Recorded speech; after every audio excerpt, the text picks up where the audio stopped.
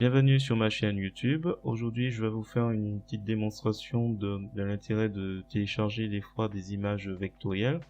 Donc là, comme vous pouvez le voir, j'ai quasiment pris chaque élément d'une image vectorielle et je vous montre comment on peut réaliser ce principe à l'aide de LibreOffice Impress ou LibreOffice Draw. Donc là, comme vous pouvez le voir, chaque élément est séparable et je peux changer les couleurs.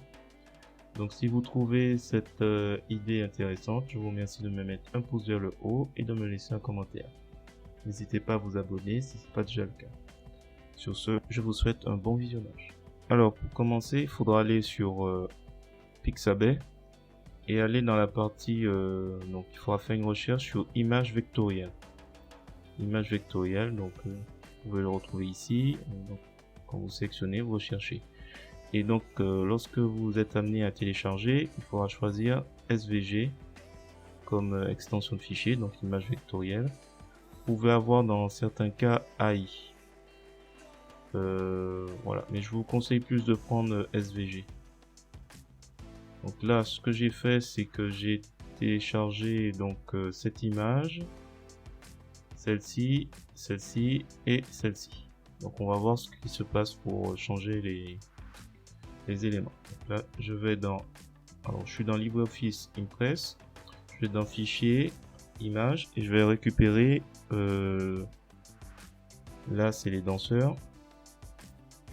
Donc là par exemple, je clique, je fais un clic droit de la souris et je descends dans Fractionner. Une fois que je fais ça, il change d'aspect et là il faut savoir que en fait chaque élément est après sélectionnable. Donc si par exemple je veux changer la couleur de la jupe, je peux mettre du vert par exemple, je peux. De même que le pantalon. Il deviendra, je sais pas moi, bleu. Voilà. On va faire un autre, fichier image et on va aller dans K. Donc là par exemple, si je même chose, clic droit, fractionner. Donc là, c'est normal, il faut cliquer sur le côté et revenir. Et là, à ce moment-là, on peut revenir. Et là, comme on peut le voir, on peut déplacer les éléments. Chaque élément de l'image et la carrosserie, voilà, même chose que tout à l'heure, on peut changer. Alors, ce que j'ai réalisé dans LibreOffice Impress, je peux le faire aussi dans LibreOffice Draw.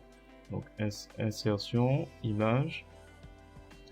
Et je vais chercher par exemple carte, non, kids. Kids c'est la famille. Donc là la petite différence avec les autres, c'est qu'il y a une seule couleur, mais c'est tout à fait possible de modifier les couleurs. Donc pour cela on fait un clic droit de la souris et on va sur fractionner. Vous noterez que là le pot de peinture n'est pas présent. Donc là on fait fractionner.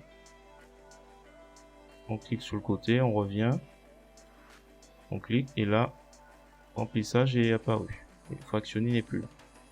On y va et là on peut, comme tout à l'heure. Sauf que là on n'a qu'une seule couleur qui est présente, donc ce sera tout. Je refais un clic droit, remplissage, il y a la possibilité de faire un dégradé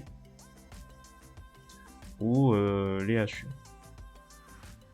Les motifs, je dis hachure, motif, n'importe. On peut tout faire. Là, c'est en train de ralentir. Voilà.